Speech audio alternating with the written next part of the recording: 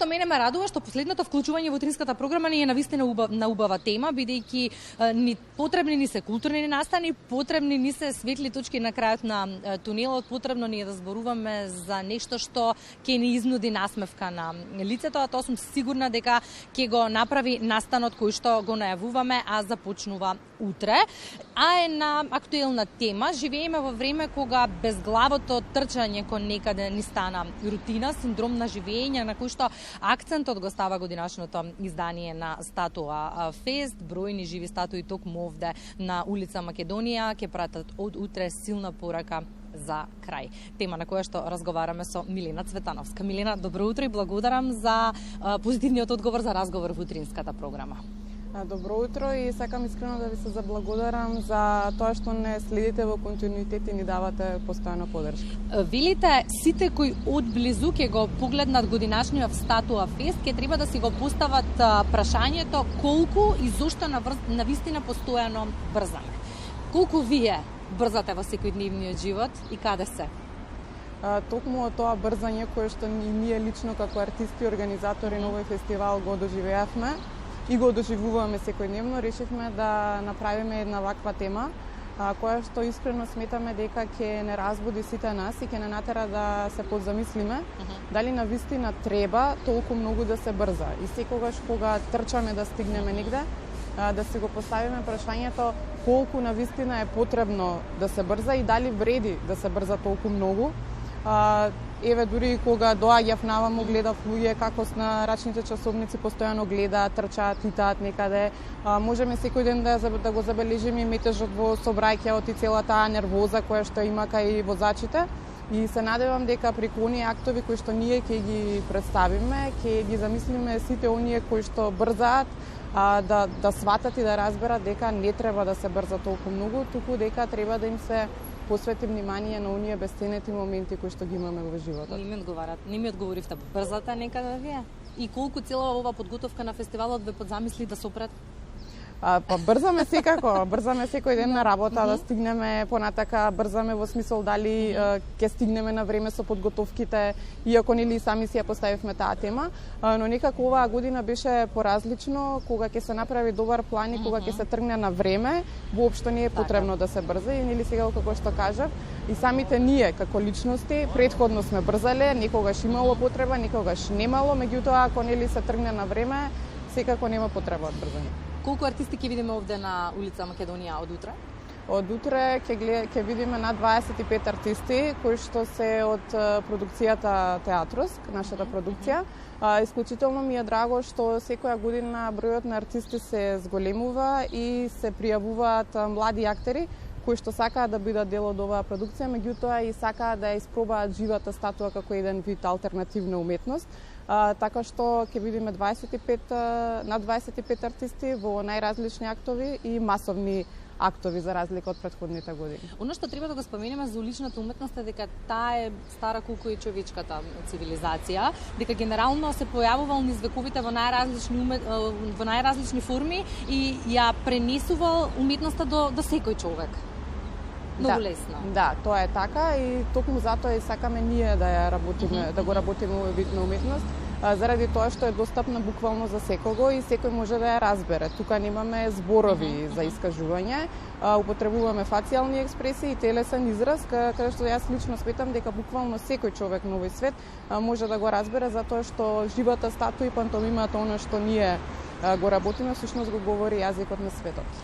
И оваа година ќе пратите моќна порака одовде од улица Македонија, тивко, бидејќи генерално најдобрите пораки се праќаат преку тишина.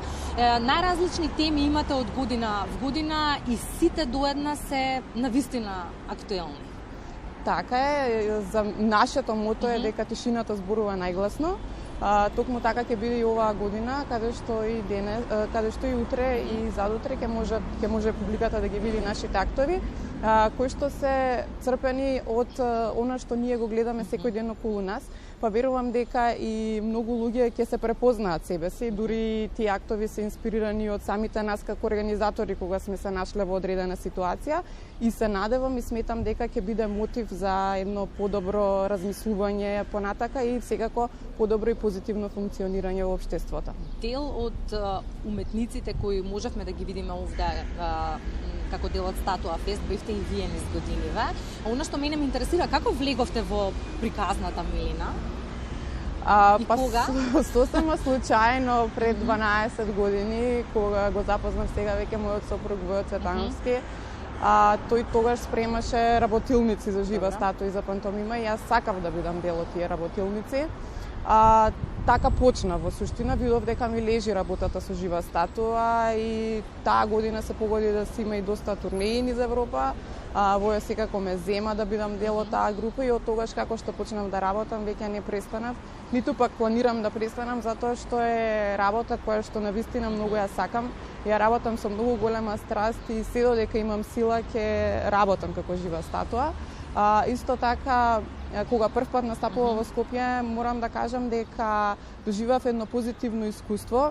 Бев воодушевена од самата публика и ми е драго што таа публика веќе ја почитува и ваквата алтернативна уметност. Но мора секако да споменеме дека многу работа на себе бара уметноста која што вие ја правите и дека генерално и многу енергија и многу техники, усовршување на многу техники. Токму така, живата статуа воопшто не е едноставна. Прво затоа што треба само со експресија да се раскаже приказна, а да не се употреби ниту еден збор. Се совладуваат многу техники и дури во светот постојат смерови на факултетите за драмски уметности за изучување на физички театар. Така што како со тек на време се работи живата статуа, се осознава што треба да се прави, а што не треба да се прави, затоа што не секогаш техниката може да помогне во одредени ситуации, туку треба да се има и креативност и нели да се знае како да се снајдеш ако нешто ти се случи, бидејќи сепак е улица, а знаеме дека улицата нема правила. Вие знаете што треба да се прави, а што не, но и ние треба да знаеме што треба да се прави, а што не во однос на живите статуи. Кои се правилата на однесување кои што ние треба да ги почитуваме? Токму така има правила и за публиката. Публиката не треба да се доближува екстремно блиску до самите статуи и треба публиката да знае дека како што постои работа од 8 до 4, така ова е и работна екзистенција на актерите. Не треба да се фаќаат костимите, да се фаќа лицето, бидејќи сепак ако се уништи шминката, тука веќе губиме цела една приказна која што се раскажува.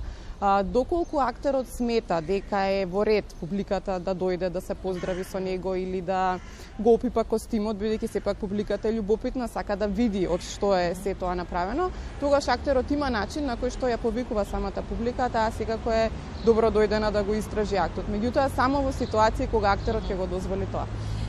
Речиси 3 години живееме сериозна криза. Почна се од здравствената, па сега и енергетска и економска, која што се одрази во многу сегменти од живењето, ги засегна секако уметниците.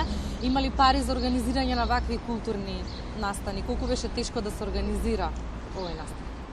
Па како што дојде кризата, така и се намалија средствата за жал. Даваме се од себе фестивалот да обстои, добиваме поддршка од одредени институции и поддржувачи општествено одговорни компании, но се малку. Како и да ние сме им благодарни. Ќе дадеме се од себе оваа приказна да не престане, иако е тоа исклучително тешко, но сметаме дека ова е еден редок настан кој што е наменет за сите нас, за сите граѓани и жалосно би било да престане воопшто и жалосно е што се случува само еднаш во годината. Меѓутоа треба силна поддршка за да може да го гледаме повеќе пати.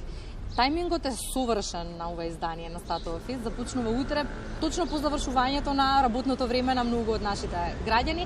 Ајде да ги поканиме за крај да ги информираме кога може да дојдат овде на улица Македонија. Во петок и сабота на 19 и 20 мај од 18:30 часот ги повикувам сите на улица Македонија да го проследат 7-то издание на Статуа Фест. Голема брзина на стоење и секако да застанат, да се опуштат и апсолутно да уживаат во она што ќе им го приредиме. Ви благодарам за гостувањето, ви благодарам за енергијата во овие тешки времиња, да соберете сила да ни организирате нешто во што ние ќе уживаме. Се гледаме ние овде повторно утре, Милена. Ви благодарам многу. Бранко, споминавме, тајмингот е совршен, утре почнува се. Доколку го размислувате како да го организирате вашето слободно време, се надевам дадовме идеја плюс.